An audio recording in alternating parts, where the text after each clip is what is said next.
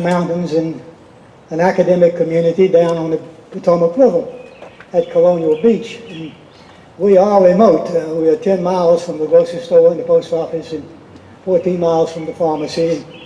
And our closest friends are our ospreys, and Mama and Daddy are with us again this year. The same pair come every year and nest in our backyard. And she's setting at the moment, so we're expecting birth pretty soon. And after the ospreys get through and leave us in September, then our eagles come back. And they'll be through with us through the winter. And meanwhile, we have a family of mockingbirds that really run the place down there. And so our contacts with the animal world probably exceed those with the human world when we are home. And unfortunately, we haven't been home a whole lot since I retired in 2011. We've traveled all over the country speaking and writing. And as a result of that, this winter I came down with pneumonia on the eve of making a 5-day, 3-talk trip, and I wouldn't listen to my physician, and I went into near critical condition by the time I got home. So I'm grounded from flying for 6 months. And I can't, and I'm not taking a whole lot of speaking engagements at the moment, but I could not turn down the opportunity to come back to Blacksburg and chat with you all. And I commend you well for what you're doing here. I guess I'm best known for the quotation, "History is the greatest teacher you will ever have." And you think about it, that's right. You can never learn more than history can teach you, because history is the study of us human beings. And I'll answer the rhetorical question, is history dead? Of course not. It's alive. It will be alive long after we're all dead. Tomorrow, today will be history. The problem is that there are just too many people out there who are trying to twist history, to erase it, to change it, to alter it. You can't do that. Man's behavior then is man's behavior now in retrospect. What you do with history, for God's sakes, is learn from it. And that's why the snowflakes are making such fools of themselves at the moment. I call them snowflakes. These people are always, troublemakers, be perpetually offended. They're against everything. I call them snowflakes because they suddenly appear, but with the warmth of common sense and intelligence, they melt away real quick. And that's what we're finding now. And I meet with them sometimes just for the pure heck of it and ask them, what is it you want? What are you really after? They don't know. They jump to judgment with no understanding. They want to rewrite history, which they can't do. And history is important because, taught well and taught completely, it shows us the beauty spots, yes. It shows us the warts, yes. The mistake you make, and I'll be repeating this again, is you can't look at the past through the lenses of today. We can't do that. A lot of times I get involved with military historians, and I don't presume to be a military historian, and we start with General Lee at Gettysburg. And people say, well, if General Lee had done this, or General Lee had not done that at Gettysburg, the battle would have been different. And now I can make a reply. If General Lee had 150 years to think about it, as you were doing, I'll guarantee you he wouldn't have done some things at Gettysburg. You can't do that. That's not fair. So, is history dead? Oh, no. But it's in critical condition. I do tell you that. And I wish I could stand here and bring you happy thoughts, but I can't. I think this country is at a critical point. I think we're seeing history repeat itself in the 1850s. In the 1850s, when this country fell apart and we fought the bloodiest war America had ever known. Based on modern day population, the Civil War would have consumed 7 million American lives. 7 million would have died in proportion to population today. But I think we're losing sight of history. We have a lack of knowledge of it. We have an apathy toward it, which is absolutely deadly. And then we're losing it in the face of those, and I honestly believe there are those who would like to see our country collapse in failure. Maybe I'm just too far to the right on this measure, but I find their reasoning inexcusable from any other basic conclusion you can make. We can save our history, but it's going to take resolution, It's going to take a solid display of unity, and it's going to take a willingness to shout down those snowflakes who are undermining our very existence. Don't laugh at them. Rebuke them. Go after them. They are tearing out the basement of your home. The first axiom I ever learned in graduate school was this. In the 3,000 recorded years of history, one point is absolutely irrefutable. Any nation that forgets its past has no future. And history shows this century after century after century. We cannot forget our past. We must have it, if for no other reason, so as not to make the same mistakes twice. But America is largely dysfunctional, I believe. And I travel around the country, and whether it's Sarasota or Cincinnati or New York, same question pops up. Well, what is wrong? What's happening to this country? Where are we going? Never have we as a people been more divided, except in the 1850s perhaps. Never have we been more argumentative. Never have we been more lacking in the ingredients that make democracy work. We are a far cry, if I may quote, we are a far cry from the patriotic dream that sees beyond the years that alabaster cities gleam with undimmed by human tears. What's going wrong? Well, first of all, and I'm going to give you a half a dozen reasons very, very quickly because this tent is hot. We're approaching the dinner hour. And I believe I've always felt, like Oliver Wendell Holmes once told a long-winded Lutheran minister, Pastor, after 40 minutes, even God gets tired of listening. And I'm not going to threaten even 40 minutes tonight. We are perhaps the most historically ignorant people in the Western world. We Americans. 90% of the American people could not pass a basic American history exam. 90% cannot tell you what the Declaration of Independence is, who Abraham Lincoln was, what a democracy really consists of. Now, of course, here in the Blacksburg Christian area, in an academic intellectual atmosphere, you're not aware of this. But you get into the inner cities, the big cities, you get into the areas where history has lost its appeal. And the snowflakes can run full throttle without any fear of being distracted because we don't know our history. And as I told someone earlier this evening, I'm largely right in the middle of a huge fight over the monuments issue in Virginia, especially the Lee monuments. And a few months ago I appeared on CBS Sunday Morning to voice my opinion on these monuments and how beautiful they are because they serve as reminders of the past. And I told CBS, much to their displeasure, I don't want to remove the monuments, I want to add to them, add more reminders, keep the past always in front of us so that we can learn from it and we can do better than our fathers did. And every commencement speaker tells the students, that's your primary obligation. You have got to do better than your mother and father did. Otherwise, American democracy won't work. So, first of all, we need to read our history. Go over to Barnes & Noble or something. Go to Amazon, you can get it cheaper.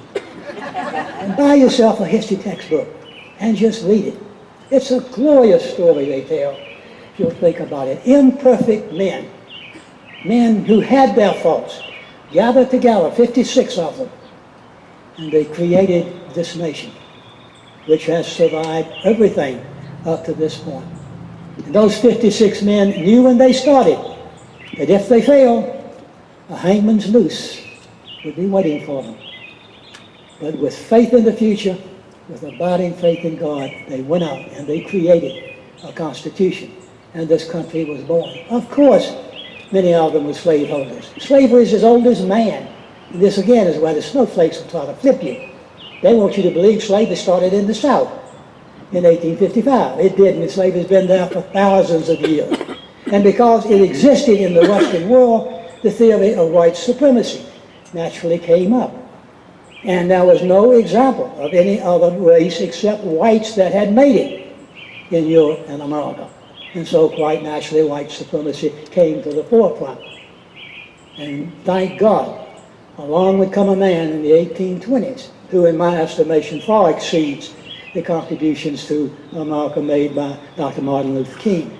And I'm talking about Frederick Douglass, who stood up and he began talking, and he made white people look ridiculous in their lack of knowledge about where the races stood and how they ought to be more equal, more working together for the brotherhood of man.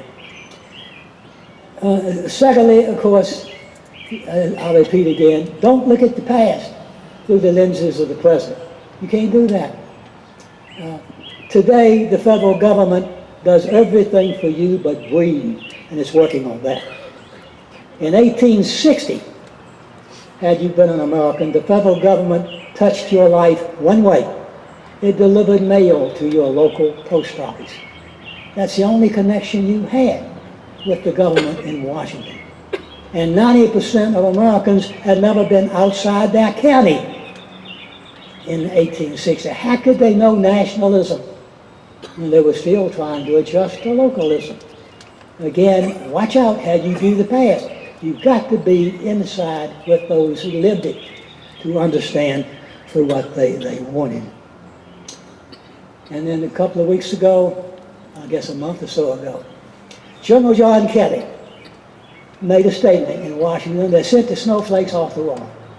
He said that failure to compromise was a causing factor of the Civil War. And those who wanted you to believe that the white man's bondage of the black man was the only cause went berserk.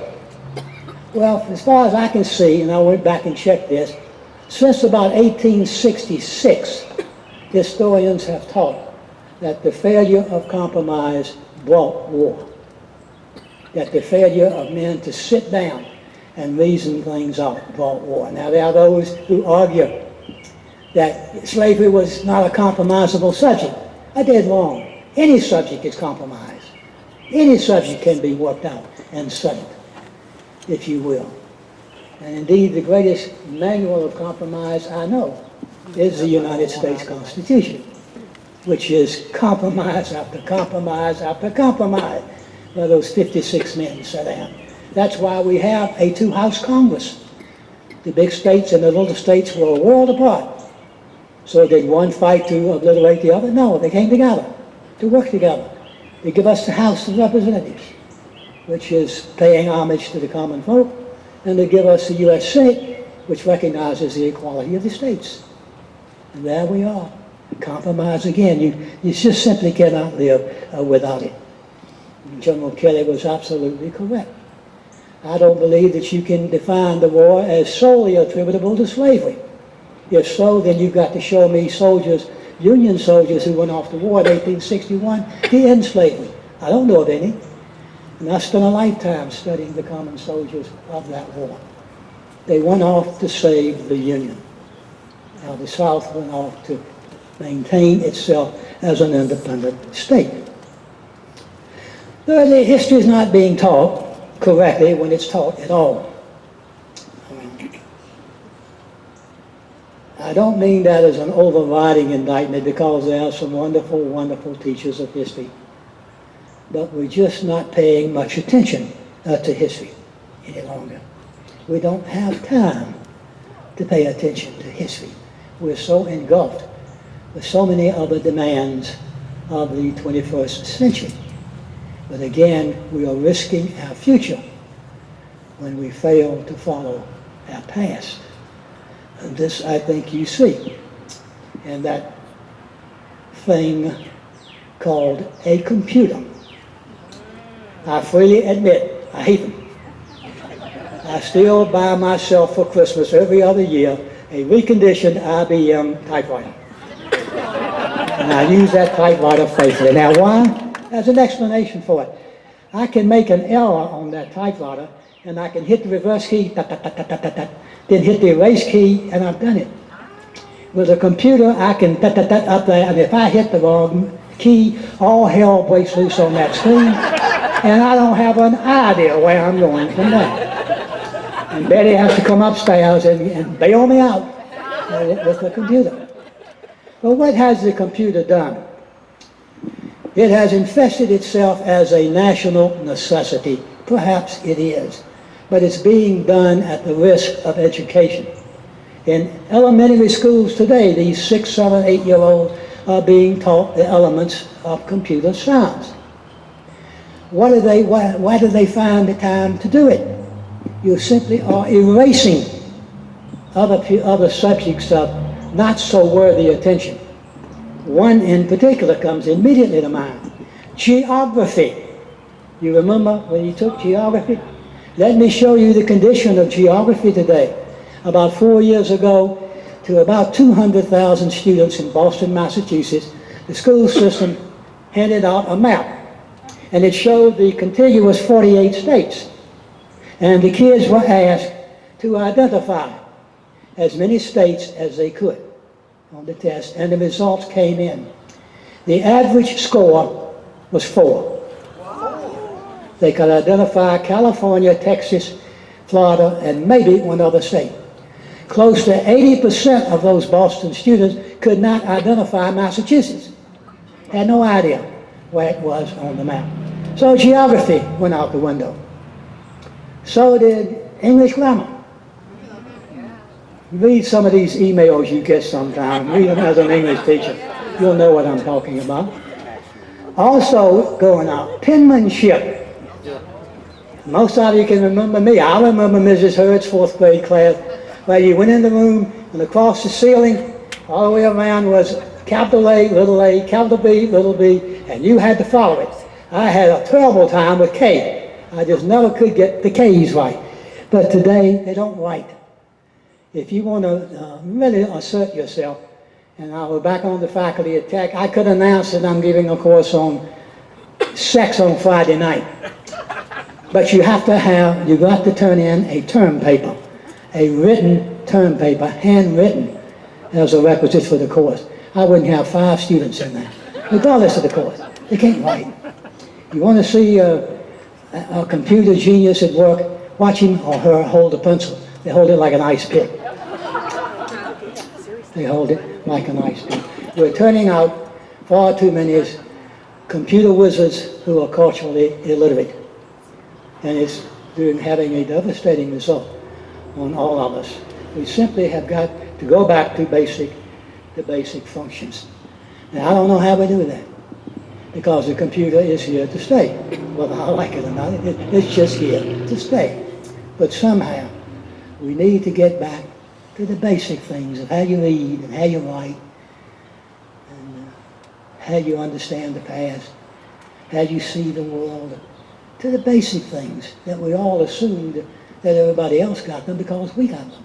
But they're not getting these basic courses. And this brings us to elections. You know, we are a nation of minority government. I don't know if you ever thought about it or not. A minority has long governed this land. Take presidential elections. In a presidential election, about 40% of the electorate vote. Put another way, in a presidential election, 3 out of 5 Americans don't care. They don't bother to vote. And so if you are a congressman, for example, and you can line up your clique here and your block of support there and your other support over here, you can win the election because less than 50% of the people are going to vote. It's easy to establish your political machine, which is what most of them have done. And I'm looking at Ron, and he's the ex-mayor, so I can say this since he is out of office. And I thank you, Ron. Good to see you again, my friend. On a local election, it's even worse. One of the counties between Richmond and Suffolk, last June in a primary, had a turnout of 21%. 1 out of 5 people turned up to vote. And that's not the way democracy was intended to be. I have a lot of fault, a lot of criticism of Richard Nixon. But I think the worst thing Richard Nixon ever did was to praise what he called the silent majority. He always had such nice words for the silent majority. That's not wrong. You can't do that. When the majority grows silent, the cuckoos over here on the extremes become active. And we need the silent majority to become active again. People have got to come to appreciate more what we have and to step forward and show it as such. And you all here today at the Black Museum are a great testimony, because history begins on the local level. The seeds of history are planted here. The nation is beyond us, but it starts here. And I did a lot of research on Blacksburg during my years here. And it's a wonderful town. It's got a wonderful history to it.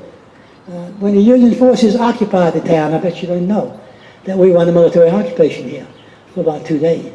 They came up Price's Fork Road, and they selected the highest level downtown they could find. Most people think it was up there at the entrance of Virginia Tech. But I walked the grounds and looked. The highest level is the vacant lot where the high school used to be. And that's where the Union Army camped. And apparently the night they camped, and it was raining, a couple of rednecks, from local rednecks, took a couple of pot shots at the Yankees, and the Yankees gave chase, and up Roanoke Street they went, shooting at each other, and that was the Battle of Blacksburg. And Roanoke Street has not been the same since. It's still there, creating notoriety and position. Another concern I have, and gosh knows, this is no surprise, we watch it every night, we look at the news, politics. American politics smell. They do. It is so obvious now that politics is so shoved aside principle. We're not interested in the principles good for mankind. It's what party gets the credit for it. And I'm a scarred, painful veteran of that. And I tell the story just to show you how politics enters into it. We had a sesquicentennial of the Civil War from 2008 to 2015. We had a state commission appointed by the General Assembly. I was fortunate enough to be appointed as the Senate's lay representative, and I served on the executive committee of that commission throughout the long period. And I worked very, very well and came to become very close friends with Speaker Bill Howell, a Republican, and Senator Chuck Colgan, the President pro tem of the Senate. And one night after we'd done a commemoration at Harper's Ferry in 2011, we were having cookies and ginger snaps after the program together, and I raised the question. Here we are, the mother state, and we don't have a state song. It's unpardonable. We don't have a state song. Well, we didn't have one. 18 years earlier, when Governor Wilder took office, the first thing he did was throw out carry me back to old Virginia for obvious reasons. So I asked Chuck and Bill if they had any objections if I gave it a shot. And with that, great enthusiasm, I went to work. It was kind of easy, at least the first part, finding a melody, because I knew what the melody would be. It would be the best known melody in Virginia history, Shenandoah. Now what we needed was to find a lyricist. I won't bore you with the details, but we ended up with a wonderful guy who's become a close friend, Mike Greenlee, who's a lyricist out of New York, born and raised in South Carolina, graduated magna cum laude from Duke, was executive vice president of Avon before he got interested in music. And Mike has written, it's very, very rare that one of his songs is not on Billboard's top 10. So I contacted Mike, asked him if he would consider writing some lyrics for him. That I didn't think I could get him in much money, but I'd make an effort to pay what we could. And he said, no pay at all. It's an honor to try and write a state song for Virginia. And he wrote the song. And it was entitled Our Great Virginia. And it was introduced when the General Assembly was in session 3 times back. The first thing that went wrong was Speaker Howell was so enthusiastic about the bill that he made a major blunder. He left the Speaker's chair, came down on the floor, and co-sponsored the bill, which immediately changed what this bill was all about. It wasn't about a state bill at all, or a state song at all. It was not the state song bill, it was Bill Howell's bill, a Republican's bill that was being introduced. And immediately the Democrats swirled up in opposition. And suddenly about 100 termites came out of the woodwork for songs of their own. including one that came out of Newport News, and the lyrics are very, very easy to remember. Happy, happy, happy, happy, happy, happy, happy, happy, happy. That was the song. And some were a little more deserving, some a little less. But we went through all the committee hearings, involved subcommittee, committee, all the way up to the General Assembly vote, and Betty and I sweat this thing out all the way. And the song finally passed. It passed the House of Delegates 82 to 15, 14 dissenters were Democrats. The other was a close friend of mine who's running for high office now. Our friendship is going, as far as I'm concerned, as a result of it. He probably had a constituent who had introduced a song of his or her own, and he felt obligated to support one of his constituents. That's politics. That's not principle at all. Over in the Senate, it passed 37 to 1. And the one dissenter was regrettably voted out of office at the primary the next June. So it came out unanimous, and Our Great Virginia is now our state song. And if you haven't heard it, it's still fresh on the market. Just pull up YouTube, pull up Our Great Virginia, and listen to it. It's very moving. The lyrics are very touching. It's a song for all Virginians. It doesn't mention racism, religion, or anything like that. It just mentions the beauty and the history of this state and why Virginians should feel so much better than everybody else about themselves. And we Virginians tend to do that. There's nothing that we'll do more than talk about history. We'll bore you to death with it. Why? We've got more than anybody else. By the time the Pilgrims set out in 1624, we were producing the next generation of Virginians. And why those people up there insist on saying they invented Thanksgiving still is beyond my knowledge. It had nothing to do with it. They were still recovering from seasickness when we were down here for a And then, of course, now we have a situation where we have, I don't know if you blame the millennials for it, or you blame the simple attitude of behavior for it, but it's an age of snowflakes, the perpetually offended, who find fault with everything. They have no understanding of what they're arguing about. Worse, they have no want of understanding. They don't care. They ride to judgment on sleds of ignorance. A few weeks ago, at the University of Wisconsin, the students staged a big demonstration around a bronze monument. And a Madison newspaper reporter went up and saw all these placards and shouts and screaming. And he asked the head of this protest, of several hundred students, who that was they were protesting. And he said, it's Abraham Lincoln, one of the largest slaveholders in American history.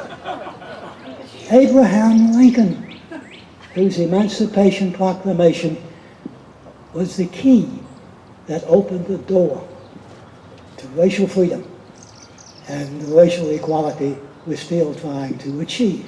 Abraham Lincoln is coming in for this kind of thing. We just can't have it.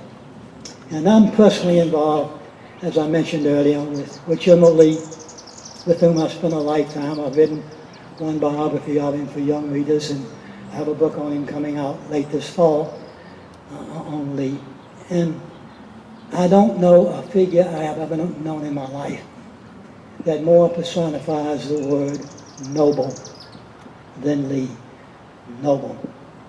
And what is wrong? He's being charged with, first of all, being a slaveholder.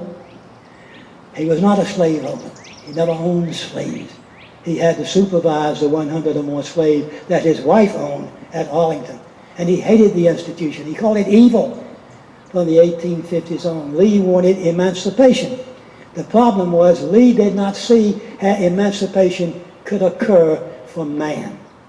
How do you dump 3.5 million freed slaves into the streets without direction, without help, without assistance, and tell them, you're free, goodbye, good luck? Which is exactly what happened. If you read the story of America in the 1870s, the federal government gave them the Freedmen's Bureau, gave them a chance of 2 constitutional amendments, and then ignored them. And the black man has suffered irreparable damage because of Lee's fear that it was going to take a greater power than man to do it. And he felt the hand of God was necessary and that the hand of God would be there. Lee is accused of treason, which I find absolutely hilarious. It shows just how completely ignorant these folks are. Lee was a Virginian. He spent 30 years of his life in the U.S. Army, but he spent all of his life as a Virginian. Now, today we don't pay any attention to this. So I need to back up again and get you out of your present lenses to show you why he felt this way. In 1860, the United States, quote, quote, not united, had we been united, we never would have fought a war. The United States was 70 years old. 70 years old. It was not old enough to have wisdom, not strong enough to have power. It was cursed by mediocre presidents, cursed by a Congress that hadn't changed much. The Congress then talked a lot, said little, did nothing. We have that today. And their popularity is all the way up to 11% now. We really think the Congress is worth its weight.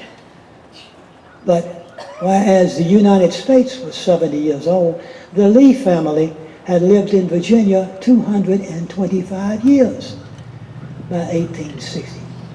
So that when Lee said, I cannot draw my sword against my country, my family, my birthright, he's referring to Virginia, the land of his birth, the land that he loved, the land that he knew, not some fresh country trying to plant its roots.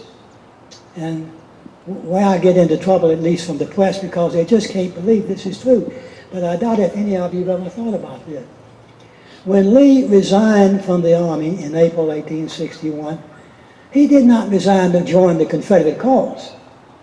He resigned because he was not sure which way Virginia was going. And unfortunately, Virginia seceded. And Lee followed his native state because of his devotion to duty and his love of country. Virginia, 225 years of it, not 70 years. And if Virginia had remained in the Union, I honestly believe that Lee would have fought for the Union with the same devotion, the same dedication, the same genius that he showed earlier. But I really don't consider Lee's greatest achievement to have been on the battlefield. I'm a minority on that. I think he achieved unforgettable praise in the 5 years after the war. Lee could have done a number of things after surrendering. He could have been angry. He could have shaken his fist. He could have uttered a curse. He could have showed resentment in public. He would not. He said, in essence, we sought our independence, we failed. Now it's time to build a new country, a country of oneness and brotherhood. And between 1865 and 1870, Robert E. Lee, more than any other American, worked ceaselessly toward reconciliation, to bringing South and North back together again. He did personally everything he could to help. He would not write his memoirs. He did not want to relive that war. He did not want to write memoirs where he would receive money for soldiers' sacrifices. It was not right to do that. He would not attend veteran reunions, or dedications, or monument memorials. Lee would be absolutely ashamed to see the Confederate battle flag waving in public today. It's not the way it was supposed to be. We are supposed to forget our animosities, he said. We'll make our sons Americans. Did it work? Well, you don't know, but they thought so back then. One of the most outspoken and bitter of the abolitionists was a man named Henry Ward Beecher. In 1867, Beecher publicly announced that Robert E. Lee was one of the most inspiring people he'd ever met. In 1868, 3 years after Appomattox, a New York newspaper endorsed Robert E. Lee for President of the United States, saying he was the greatest male figure then alive, and he could bring peace where others were going to fail. 3 years only, and Lee becomes that. And now they want to take down the monuments to him, which I just find absolutely appalling. Keep the monuments to Lee. Use plaques to explain why he did what he did, what else he should do. Meanwhile, put out more plaques to Lee, to others who deserve it. I'd love to see Monument Avenue with a plaque, a statue to Frederick Douglass. And I keep harping on Douglass. I just think he was one of the greatest of black Americans we have ever had. Far of his time.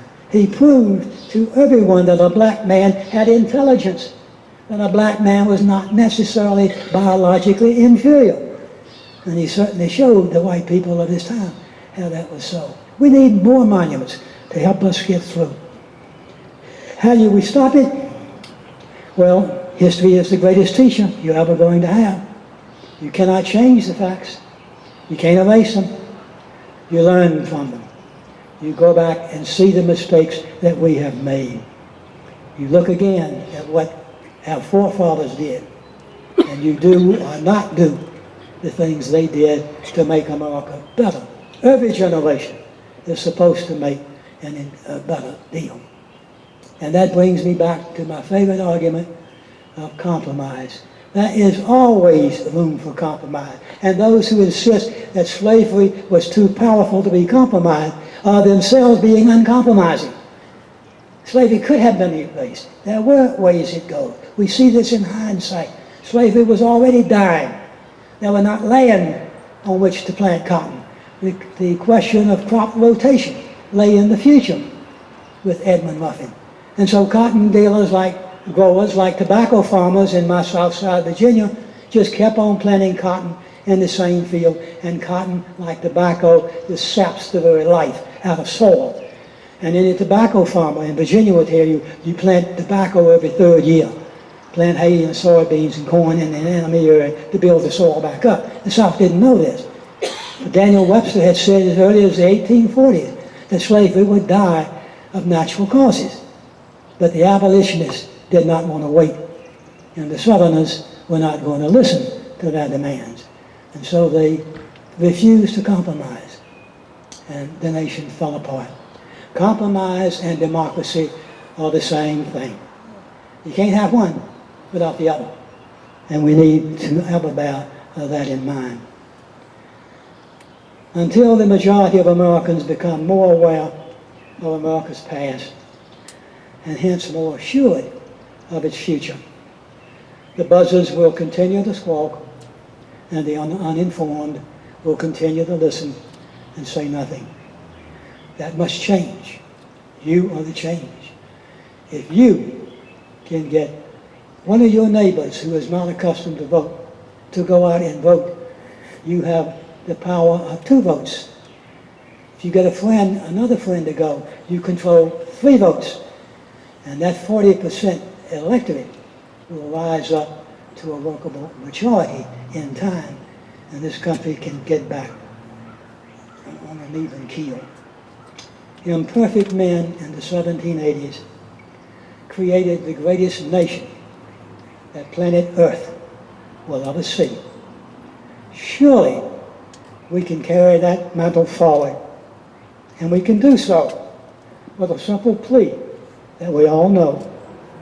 America, America, God shed his grace on thee and crowned thy good with brotherhood from sea to shining sea. God bless. Thank you.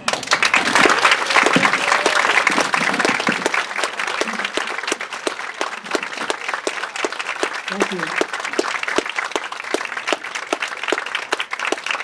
Thank you so much. I think we have time for a question or two. I'm not going to argue with you.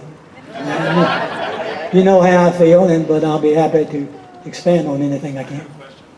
I just finished a biography of Francis Marion. It was just written by John Owen. It talks about Marion's relationship with Light Horse Henry Lee, Lee's father.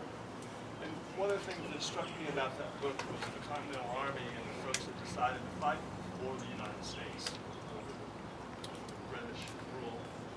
And, you know, Light Horse Henry Lee was one of those central characters in there. And it strikes me that as Robert E. Lee's father, that there would have been room for him, more room than just some thinking about the state that he belonged to, because that notion of forming this new country was so new.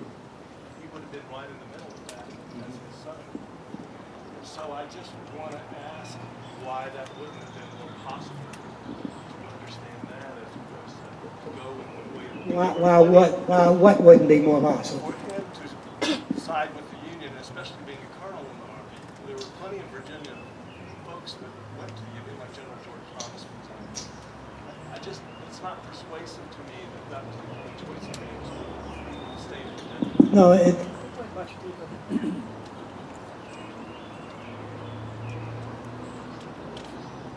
I pushed the wrong buttons.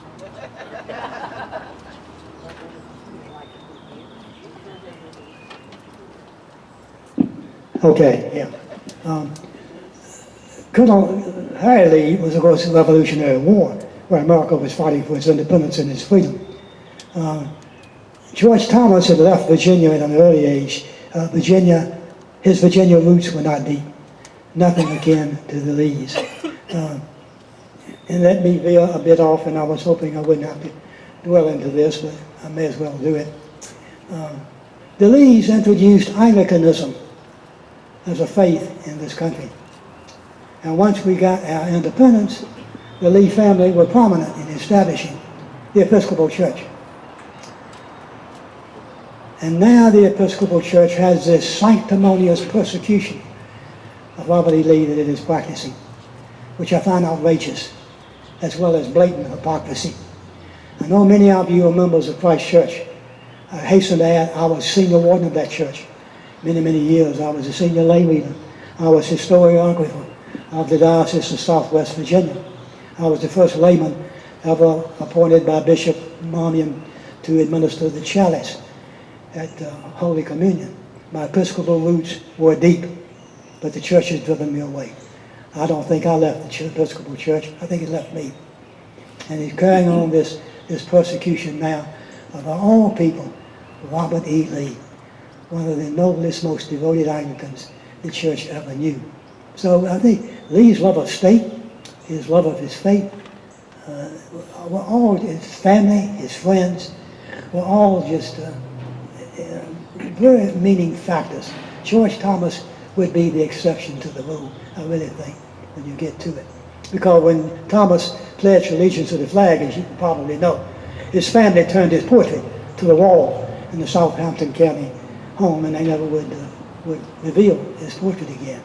So that's about all I really can say about that. And Lee's devotion was to Virginia. And you have to realize the impact of Virginia in that day and age. It was the most powerful of the states. It was the most critical of the states. Which way Virginia went, in large part, was going to determine which way the war part went. People on both sides thought. And Lee sided with his native state, not with any enthusiasm. You won't find Lee writing boastingly or braggingly or happily about the decision he made. But I still maintain that if Virginia had stayed with the Union, so would Lee. He would have fought for the Union until death. And for the Virginia Diocese to go after him, as they've done. You know, they took out the Lee stained glass window from the National Cathedral in the dead of night. And yet the clergy there will be happy to show you the crypt of Woodrow Wilson, one of the most notorious segregationists in American history. They renamed the Lexington Church, went back and they can now call it Grace Episcopal Church. In Alexandria, at Christ Church, where both Lee and Washington worshiped, the minister removed the plaques of those events because, she said, they made the congregation feel uncomfortable. Well, I wonder how she feels living next door just across the river from the national capital, which is called Washington. And pressed on this issue, she blurted out, "We are a church, not a museum." Oh? Well, I looked up the definition of a museum in the dictionary. It's a place where artful and religious relics are held. Well, is the worship of God not artistic? And for 3,000 years, man has bowed before the cross. Isn't that kind of traditional? So, they're just completely off the record in what they're doing. And it's sad to see religion and politics get involved in this mess too. But Von Bismarck once made the statement that God has shown special blessings on snakes and Americans. God will see us through it.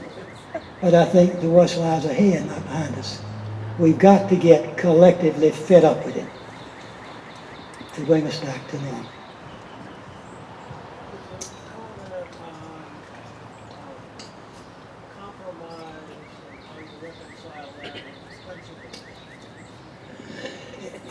Compromise has always had based in large part on principle. Politicians live on the theory of the compromising principle. They'll shoot for a home run but settle for a two-base hit. It's the way politics is. And compromise, in a democracy, everybody gets a say-so. And so you've got to have the will of everybody to make it possible. And thus, you can't have democracy without compromise. Every issue before this nation, major issue over time, becomes compromise. I think the Congress now is carrying it to the idiotic stage. They want to meet something, continue to meet and discuss it. They talk a lot, they say little, they do nothing. It's become sort of traditional. And we deserve better. The people do. But we're uninformed. We don't know our history. We don't know the opportunities that lay there. We don't know what generations before us have given us, have made for us a legacy. We are the inheritors of the greatest nation this world ever seen. And we've got to stand up for it in its time of need. I truly believe that. Yes, ma'am. I had one question following up your assertion that Lee was going to go whichever way Virginia went. Is there any evidence that he tried to influence the way that, was it really just that you flip a coin and whatever he would go with it? Or Yeah. Okay. The question is, given who Lee was, did he try to influence anyone at that quite critical time of secession? No. He's an Army officer. Politics is none of his business. He can't get involved in it. He doesn't want to get involved in it. He is not knowledgeable about it.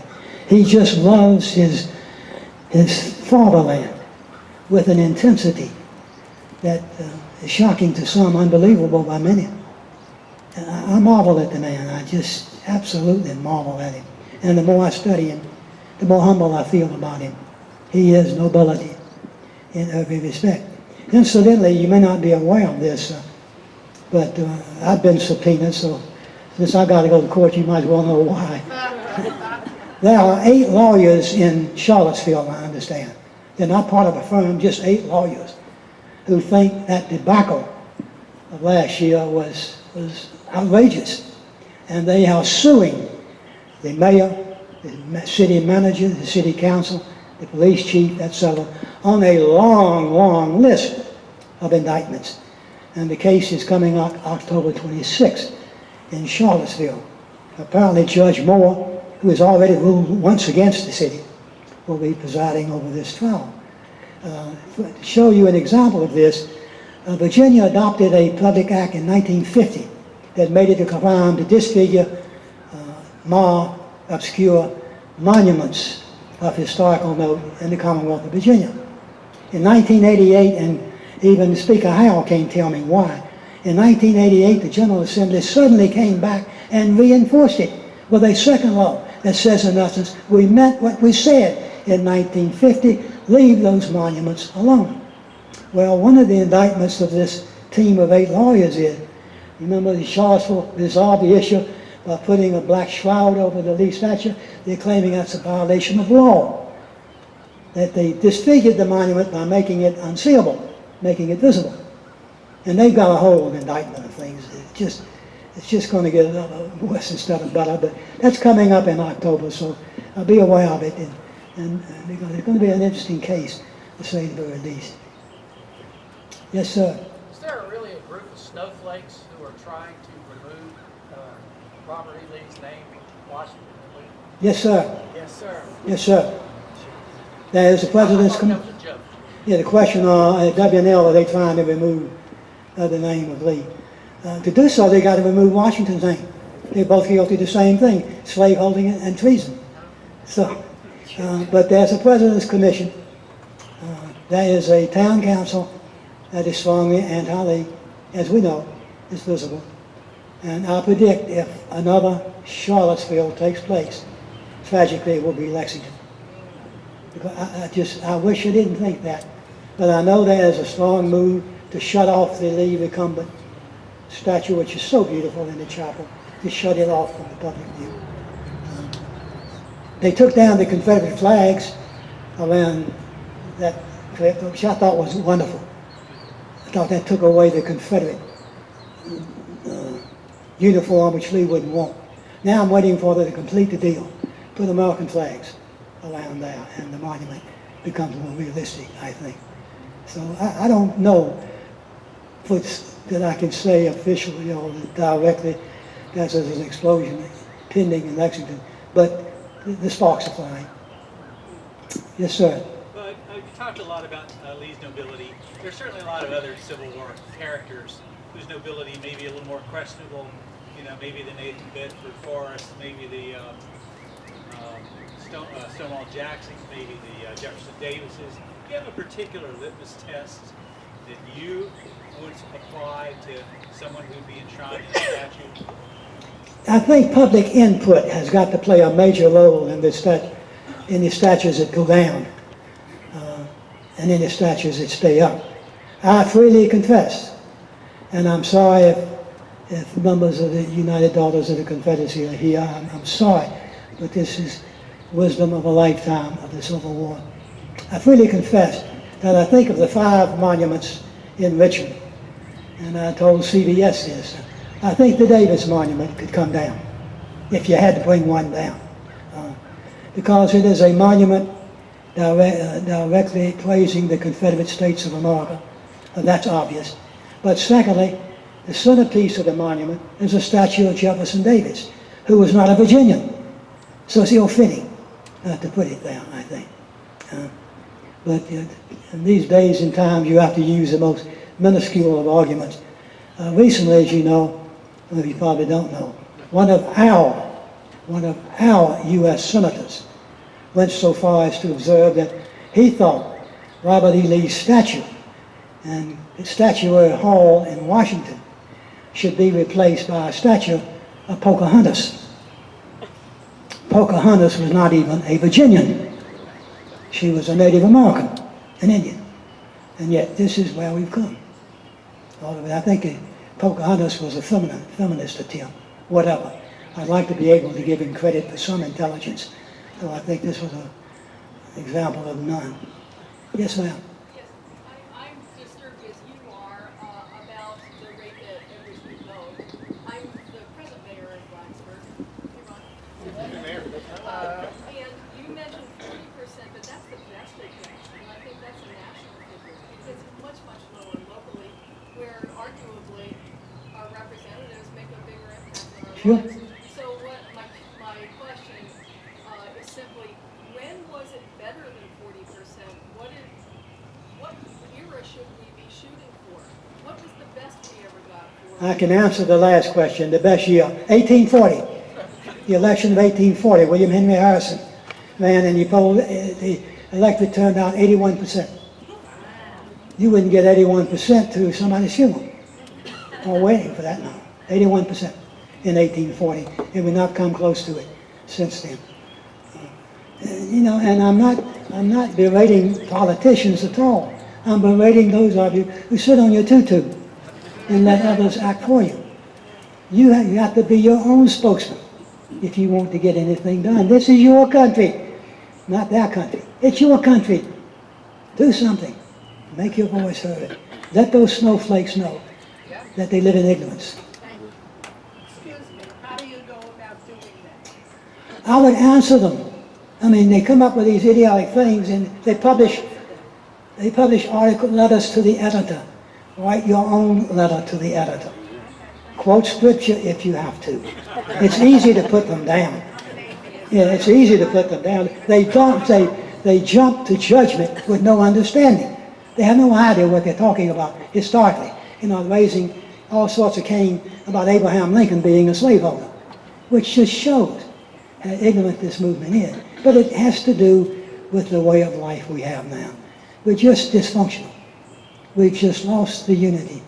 And I close with a stanza from America the Beautiful, which I think ought to be our national anthem. It's singable, which is more than you can say about that another song we have. But I think brotherhood is what we need now, a united front to get over this mess. Just don't let them make these silly statements, because people will believe them.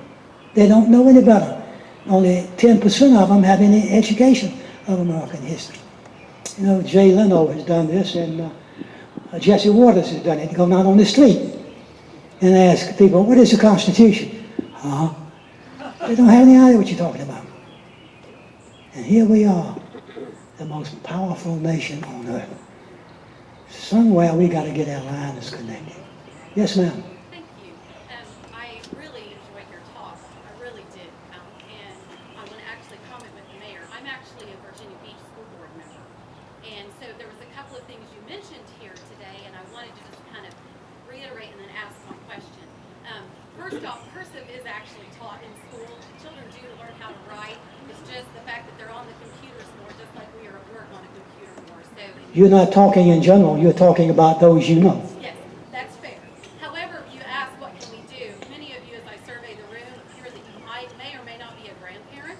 And so I suggest that you strongly send and require your children to go and write letters to you.